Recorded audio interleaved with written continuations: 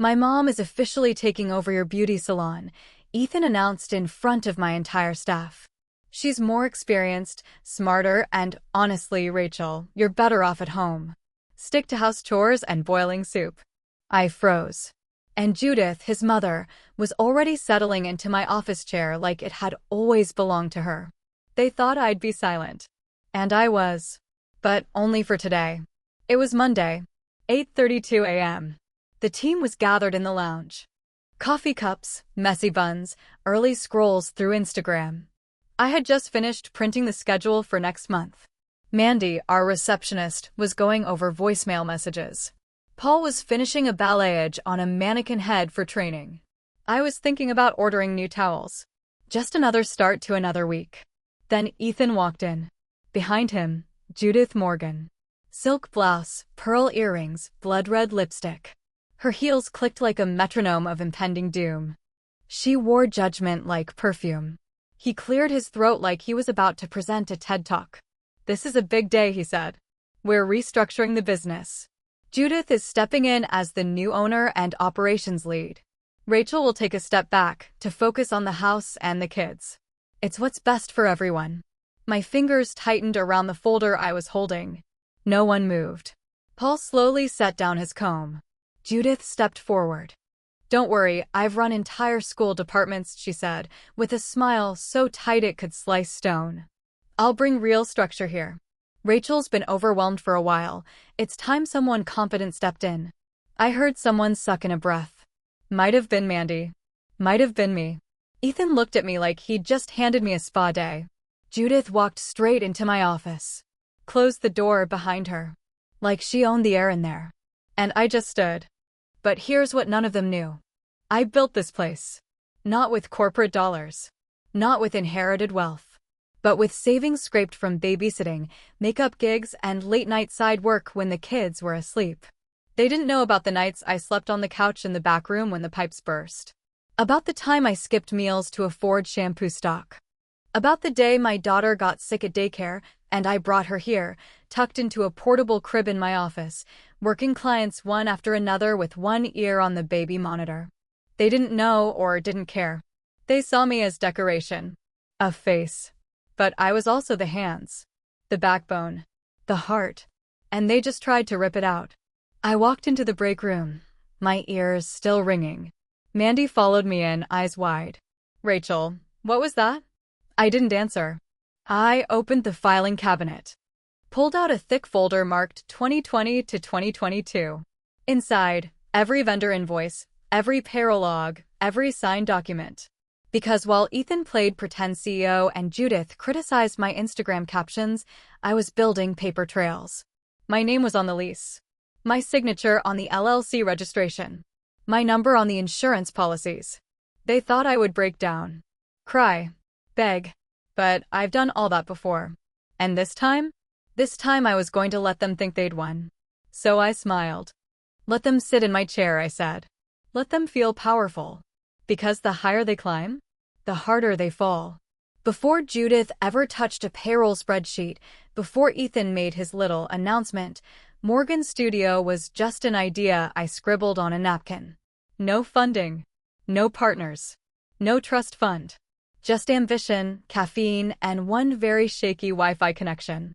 In 2016, I sold a blog domain I'd built during maternity leave, a small parenting blog with barely a few thousand readers. Sold it for $1,200. That paid first month's rent on a tiny backroom unit next to a laundromat. The wallpaper peeled. The front sign was crooked. But it was mine. I borrowed chairs from Craigslist. My friend Zoe, a tattoo artist, spray-painted my first mirror frame gold.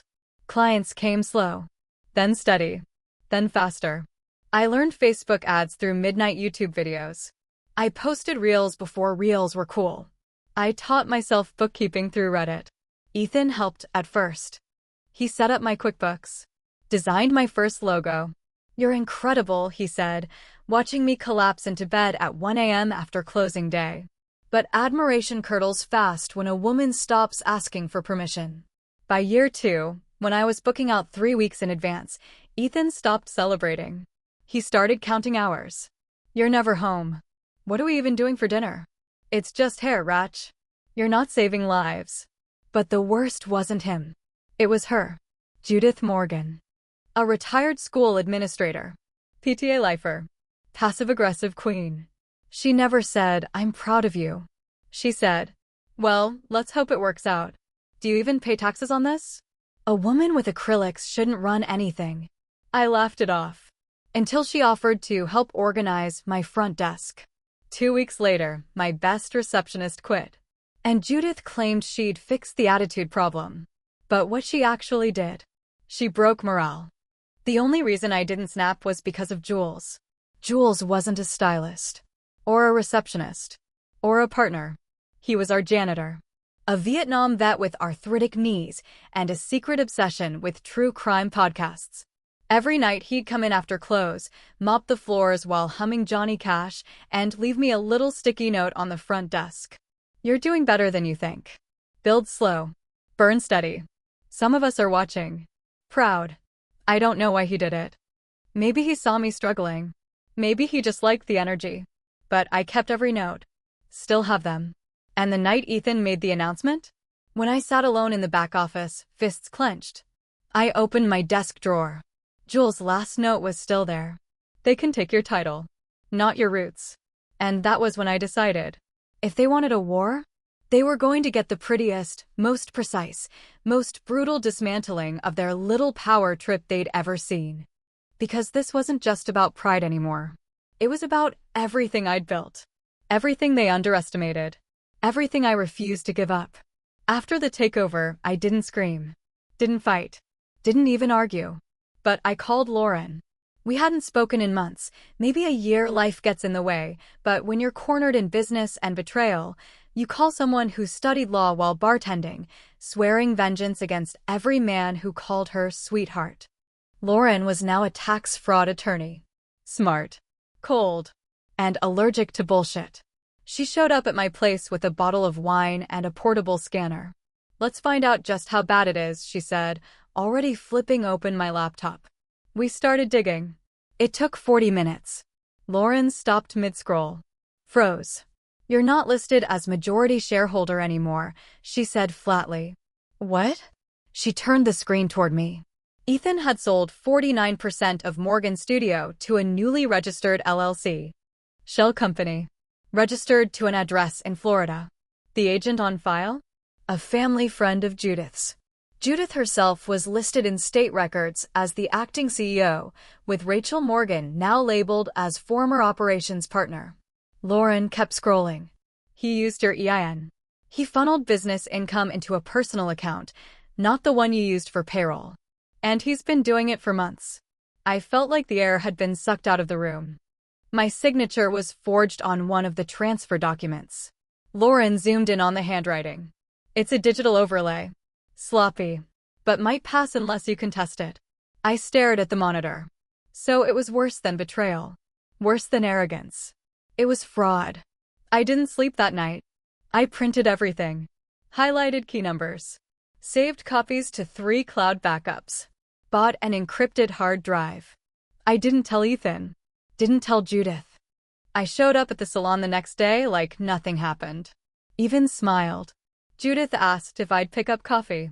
I said sure. And while she went on a phone call in my office, I quietly opened her desk drawer, the one she kept locked. I'd made a copy of the key years ago. Old habit. Inside, contracts. Letters. One receipt from a local consultant with an attached sticky note. Get her to sign this quietly. My name was on it. But I'd never seen that paper before. Lauren built a folder. Called it Operation Manicure. She laughed at her own joke. It's a pretty name. They'll never see it coming. I started recording everything. Backroom meetings. Phone calls. Even Judith's casual comments like, "She doesn't understand numbers anyway. Once this is done, we'll rebrand. Make it respectable." And then, the twist I didn't expect. The consultant listed on the receipt was Jules' nephew. Yes, that Jules, the janitor who'd left me notes. His nephew Marcus worked as a freelance compliance advisor. I called him. Told him everything. He paused. Then asked, Did my uncle tell you about the time he stopped a boardroom embezzlement with a mop and a tape recorder? I blinked. What? He chuckled. Long story. Let's just say fraud runs in our family, but not the way you'd think. Let's burn M down, Rachel. And just like that, I had another ally. This wasn't a collapse. It was a countdown. You don't walk out loud when you're surrounded by liars. You walk quietly, deliberately, and then you slam the door behind you with evidence in hand. After Marcus joined the operation, everything moved fast. He connected me with a forensic accountant named Elena Ruiz. Former IRS, now private sector. She had the expression of someone who'd made a senator cry once and never forgot how. We met in a dusty booth at a diner off I-35. Coffee tasted like boiled regret. She opened the folder I slid across the table, her eyes scanning line after line. You're not just married to a narcissist, she muttered. You're financially attached to a con artist. Tell me something I don't know, I sighed. She snapped the folder shut. You need to file. Quietly. Today. Move your assets.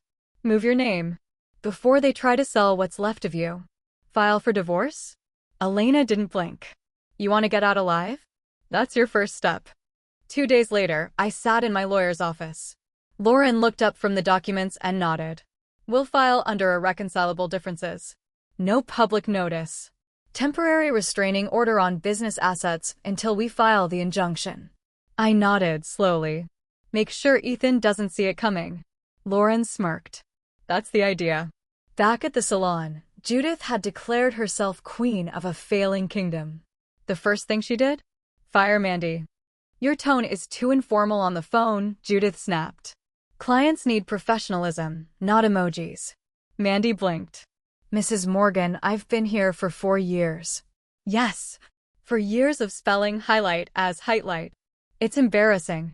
She waved her hand dismissively. At least now someone can spell properly. The someone? Karen. Judith's high school friend. Paul cornered me in the break room that day. Rachel, this isn't working. Clients are asking where you are. Judith told one that you're emotionally unstable. I nodded. I know. Just hold on, Paul. 2 more weeks. He looked at me like he wanted to believe me. You're planning something, aren't you? I gave a small smile. Let's just say I'm not going down with a sinking ship. I'm building a new one. While Judith micromanaged towel colors, I was building a new LLC. Lauren filed the paperwork. Elena opened new accounts. Marcus transferred encrypted client data. All under a fresh umbrella, R. Morgan and Company. Meanwhile, Ethan was setting up a ring light in the reception area. Babe, what do you think of this caption? He asked one night, holding up his phone. Traditional values. Modern beauty. Catchy, right? I sipped my tea. Sounds very, you. He grinned like a golden retriever. TikTok's gonna love it. What he didn't know. I was 2 weeks away from pulling the rug out. Judith thought she was rebranding. Ethan thought he was trending. But me? I was reclaiming everything they tried to steal. One document at a time. The invitation read, Morgan Classic, reimagined, refined, reborn. Champagne. Catered appetizers. Live string quartet. And press. Yes, actual journalists. Ethan pitched it as a success story of family business and traditional values. Judith personally called her church ladies and a city councilwoman. They were throwing a party to celebrate stealing my name. I waited outside the salon in my car. Elena beside me. Lauren on standby.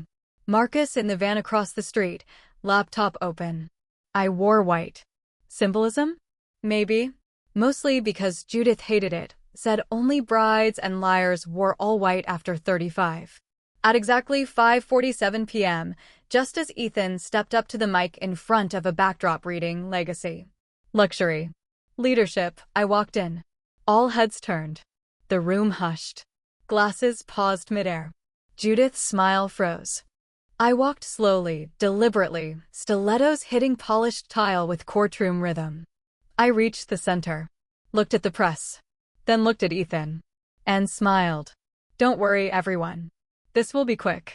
I pulled a leather folder from my purse. Opened it. Held up the first page. This is a legal notice of business license cancellation, effective immediately. A murmur. Judith stepped forward. This is our relaunch. This is an unlicensed event. I cut her off. You are not authorized to operate under the Morgan Studio name. You forfeited the trademark by fraudulently transferring ownership using forged documents. Here's the revocation letter. I held up the second page. This is a letter from the building's owner. The lease, which was always under my LLC, has been terminated. Effective tonight. Gasps. Karen, the clueless new receptionist, nearly dropped her clipboard. I stepped closer. Dropped my voice. You didn't steal my salon.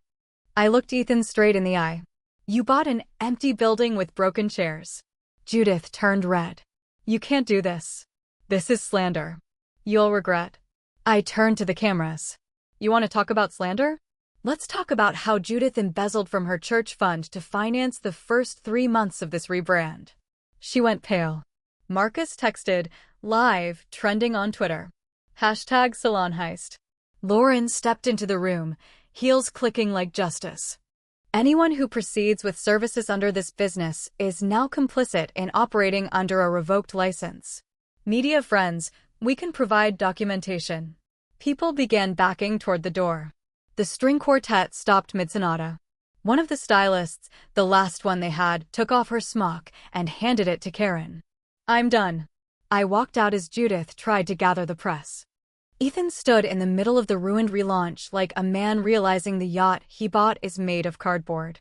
Outside, Elena lit a cigarette. I've seen some takedowns, she said. That one? Broadway-worthy. I didn't reply. I was already walking away. Because when you burn a building, you don't stick around for the ashes. You move to the next city.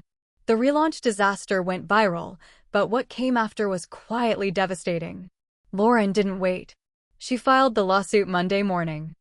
I watched her from across the conference table, flipping through documents like she was handling evidence in a murder trial, which, in a way, she was. They tried to kill my business. My name. My livelihood. You're not just the plaintiff, she said. You're the victim of coordinated financial fraud. This isn't small claims. This is federal. She looked me straight in the eye. We're going for everything. By Thursday, the IRS officially launched an investigation. Judith had declared her fake consultant payments as church-sponsored investments. Ethan had run payroll through 3 different accounts, only one of which matched what I'd ever seen. Marcus uncovered a backdoor login used to generate 1,099s for stylists who didn't exist. They were reporting income on phantom staff, he said, spinning his laptop around. This is textbook tax fraud. And badly done. Elena grunted. She was on the phone with a contact from her IRS days. I'm telling you, she said, sipping cold black coffee, they left fingerprints on every transaction. It's like they wanted to get caught. Lauren printed a freeze order request for all affiliated accounts. By Friday morning, the bank had flagged and locked Judith's retirement accounts and Ethan's credit lines. I got a text from Paul. Their Amex got declined buying office snacks. Karma's locale today. Judith tried to do damage control. She posted a Facebook Live, sitting stiffly in her dining room, American flag behind her. This is a politically motivated attack, she said. Some women don't appreciate mentorship. I gave Rachel her first shot. And this is how she thanks me. Lauren sent me the link. We watched together while eating lunch at the office. Gave me my first shot? I laughed, nearly choking on my salad. She didn't even believe I could fill a shampoo bottle. The comments under Judith's video were brutal. Lady, you stole her business. You gave her a shot like you gave yourself fake invoices. This is why church and fraud don't mix. Judith deleted the video within 2 hours. Too late. It was already being reposted with reaction duets by beauty influencers. And then the call came. Lauren picked up. Put it on speaker. This is Jeff Kramer, counsel for Mr. Ethan Morgan. Her voice didn't flinch. Go ahead, Jeff. He cleared his throat. We believe this dispute has spiraled beyond what's beneficial for either party. Perhaps we could explore mediation. I raised my eyebrows. Lauren smirked. Mr. Kramer, I said slowly, leaning toward the mic, your client forged my name, stole my business, defamed me publicly, and committed tax fraud. Now you want to talk? Pause. There's always a path to resolution. Then here's mine, I said. He wanted to manage money? Let him pay the damages. Click. Call ended. Lauren leaned back in her chair. That felt good. I exhaled. Better than good. That felt real. Judith lost her board seat at the church within a week. The IRS froze her personal assets, including the condo she'd been planning to retire into. Ethan filed for personal bankruptcy and was last seen trying to sell a laptop on Facebook Marketplace. His TikTok account went dark. Paul came into my office one afternoon holding a white box. Guess what just arrived? He opened it. A plaque from the city's Small Business Board. Rachel Morgan, Resilience in Business Award 2023. He placed it next to Jules' framed sticky note. I smiled. That night, I sat at my desk with no meetings left, no drama, just a warm cup of tea and a calendar full of clients. A notification pinged. Marcus had texted. They're being audited again. This time by the state. I replied, guess the IRS really liked my makeover. He responded with one word. Iconic. The salon buzzed like a hive, clean, efficient, filled with life. Our Morgan & Company wasn't just surviving. It was booming. We had a 2-month wait list. 3 brand collaborations. An interview request from L Beauty. And on the wall behind reception, in a black frame with gold trim, hung a photo of the team. Me in a white blazer, chin up, arms crossed. Underneath, not just a wife. Not just a mom. CEO. Survivor. Owner. Queen. Clients often stopped to read the quote. Some asked about it. Paul would say, it's not a motto. It's a statement of fact. Jules would grin and whisper, that's our queen. And I just kept working. Success isn't always loud. Sometimes it's daily. Quiet. Purposeful. But every so often it knocks hard. The day the magazine feature came out, I walked into the break room to find Karen. Yes, that Karen, Judith's old friend, ex-receptionist. She was folding towels. In my break room. Didn't expect to see you again, I said. She smiled sheepishly. I applied last week. Mandy called. Said you were hiring. I didn't think you'd say yes. I leaned against the doorframe. You leaked the recordings, didn't you? She flushed. Judith never paid me. Treated me like staff at a plantation. I figured if she was gonna ruin someone's life, she might as well ruin her own. I smirked. Welcome to the team. Don't mess it up. She laughed. Yes, ma'am. That night, I got a letter. Certified. Official. From the State Attorney General's office. Judith and Ethan had accepted a plea deal. 3 years probation. Restitution. Community service. And a permanent bar from operating any registered business in Texas. Lauren called, practically giddy. They're officially blacklisted. Ironic, I replied. Since they tried to blacklist me for my own name. Months passed. Seasons shifted. The salon grew. One morning, a young girl walked in. She looked barely 20. Nervous. Clutching a resume. I don't have experience, she said. But I read about you. I want to learn. I asked her one question. Are you ready to work harder than anyone else? She nodded. Eyes bright. I smiled. Then let's build something. Because revenge isn't always about burning bridges. Sometimes it's about building better ones. With stronger bricks. Under your own name. And then painting your throne white.